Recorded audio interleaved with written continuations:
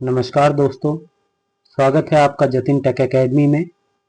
अब तक की वीडियोस में हमने एक्सेल के सभी बेसिक कॉन्सेप्ट्स को कवर कर लिया है और अब हम बढ़ने जा रहे हैं एक्सेल के मेन कॉन्सेप्ट्स की ओर, फार्मूला एंड फंक्शंस। मेनली हम एक्सेल का यूज़ भी फार्मूला एंड फंक्शंस के लिए ही करते हैं, क्योंकि अक्सर हम एक्सेल का यूज़ तभी करते हैं जब हमें कोई रिपोर्ट बनानी हो, डैशबोर्ड बनाना हो या रिपोर्ट पे कुछ कैलकुलेशन करनी हो, तो वो कैलकुलेशन हम फार्मूला एंड फंक्शंस के थ्रू ही करते हैं।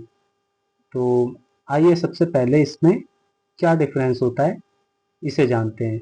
अक्सर लोग फार्मूला एंड फंक्शंस को एक जैसा ही समझते हैं, लेकिन इसमें कुछ डिफरेंस है। आइए इसके बारे में बात करते हैं। तो एक बार फार्मूला की डेफिनेशन जान लेते हैं। A formula is a user-defined expression to calculate a value, and it combines cell reference operators like addition, subtraction, multiplication, and division, and constant to perform a specific calculation. Formula एक user defined calculation होता है जिसे आप सीधे सीधे cell में type करते हैं, और इसका यूज हम कैलकुलेशन के लिए करते हैं।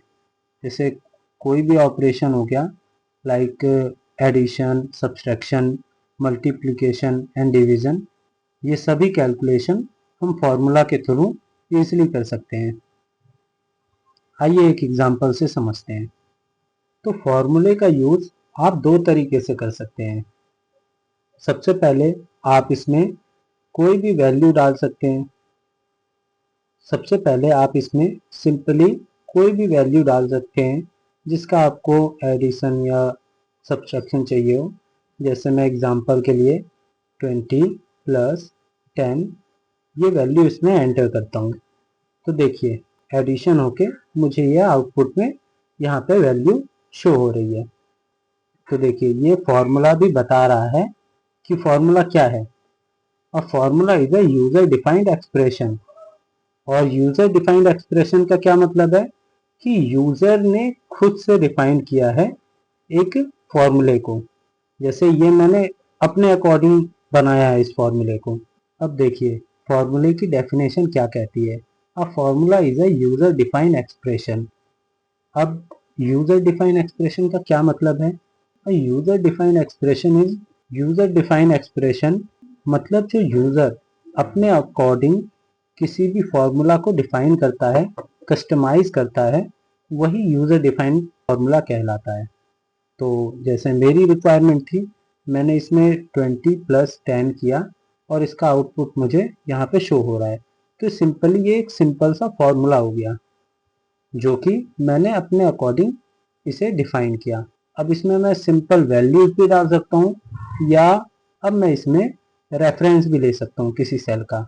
जैसे मुझे इसका, इस सेल में जो वैल्यू है C9 एंड जो D9 में वैल्यू है, मुझे इन दोनों का एडिशन चाहिए।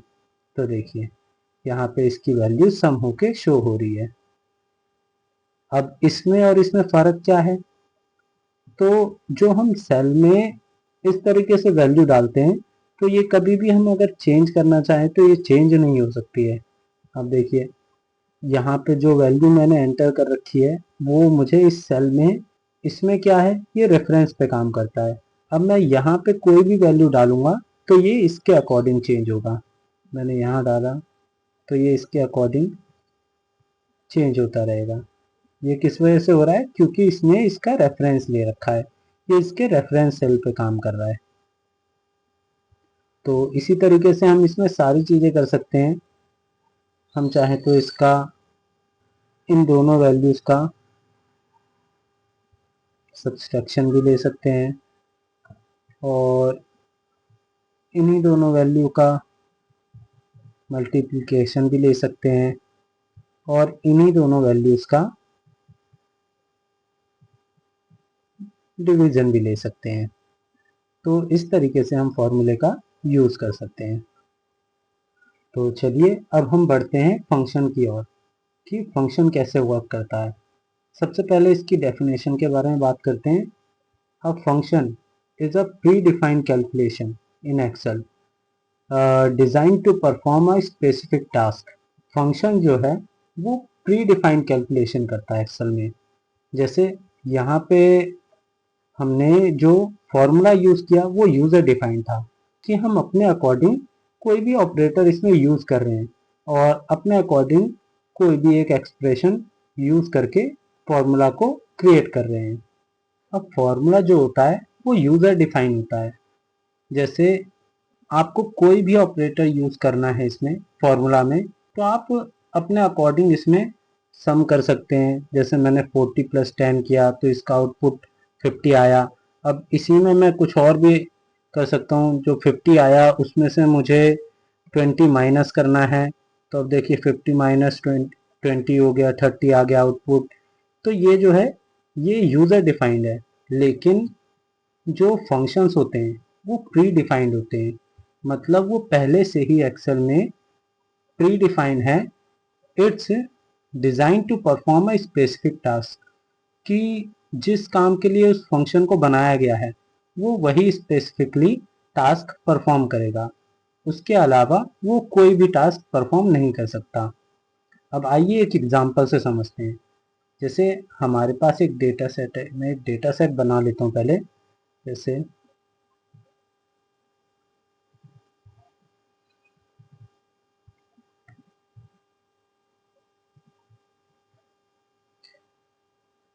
तो देखिए जैसे मेरे पास अब एक डेटा सेट है और अब मुझे अगर इसमें इन सबका सम चाहिए हो यहाँ पे, तो क्या मैं ऐसे करूँ कि ये प्लस सम प्लस ये प्लस ये प्लस ये वैल्यू प्लस ये वैल्यू और प्लस ये।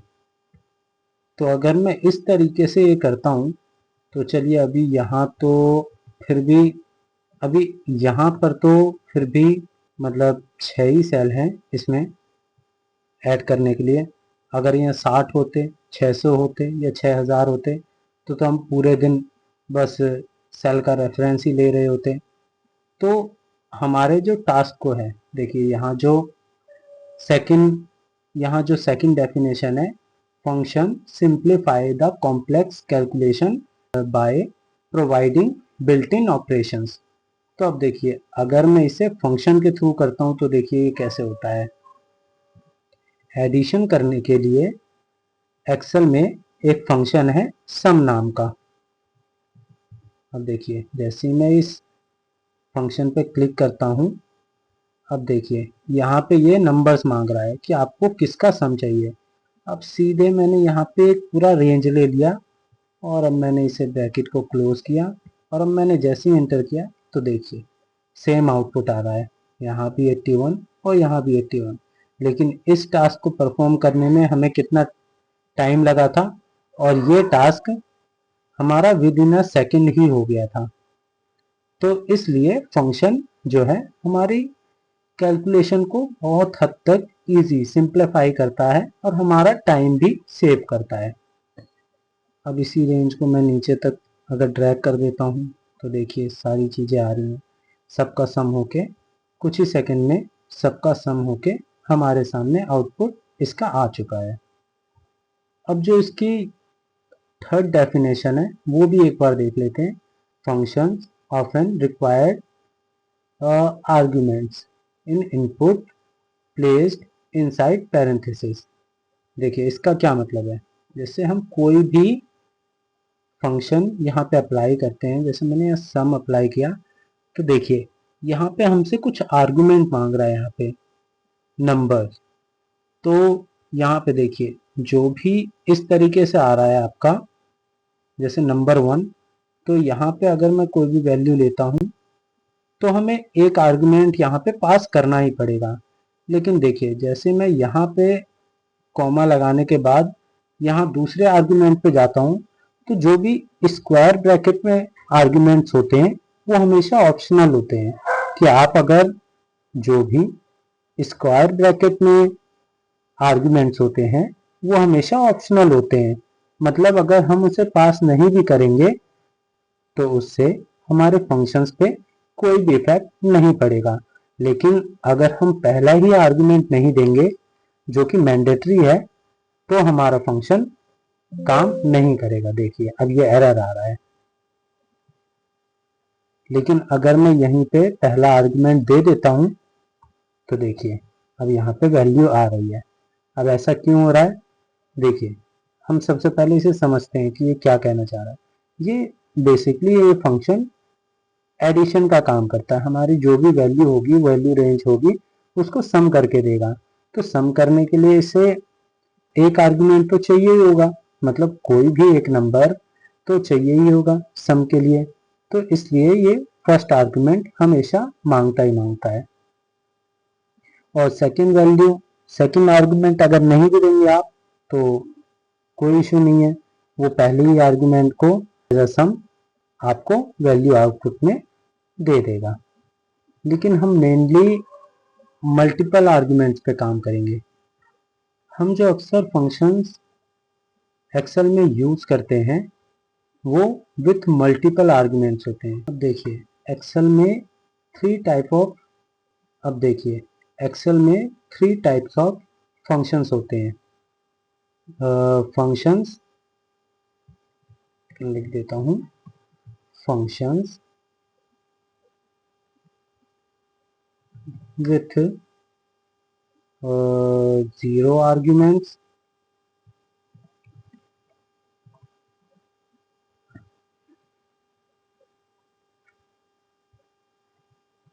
फंक्शंस विथ सिंगल आर्ग्यूमेंट्स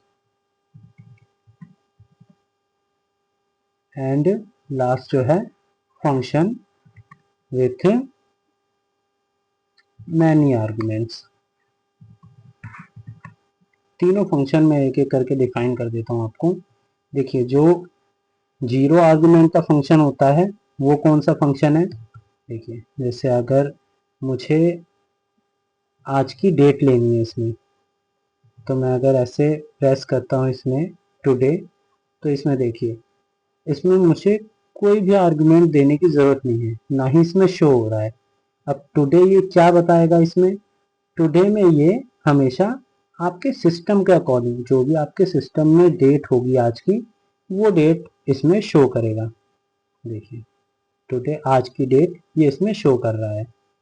एक और है इसी में नाउ, नाउ भी जो फंक्शन है वो डेट के साथ आज का टाइम भी शो करता है इसमें।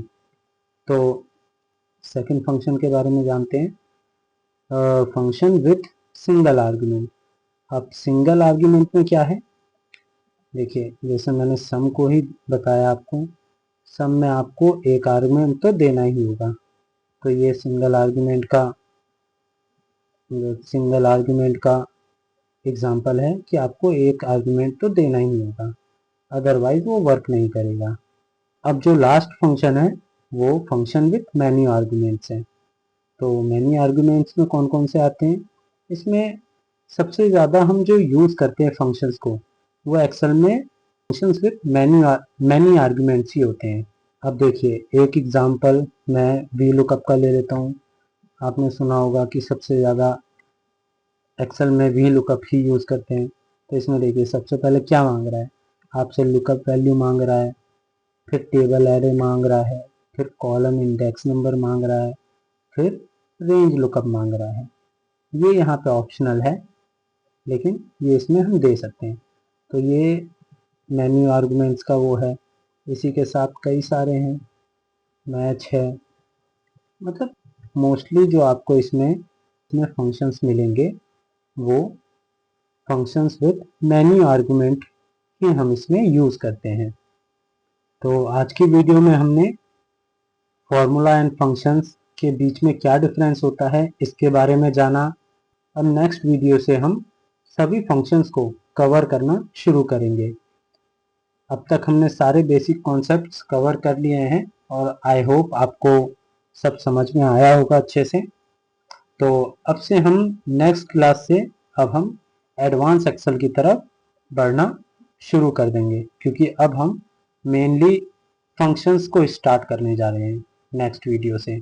अब धीरे धीरे करके मैं एक एक फंक्शंस को नेक्स्ट वीडियो से कवर करना शुरू करूँगा। सो आई होप आपको ये वीडियो पसंद आई होगी, और अगर आपको ये वीडियो अच्छी लगी सो प्लीज़ इसे लाइक और शेयर ज़रूर करें, and please do subscribe my channel. Thank you.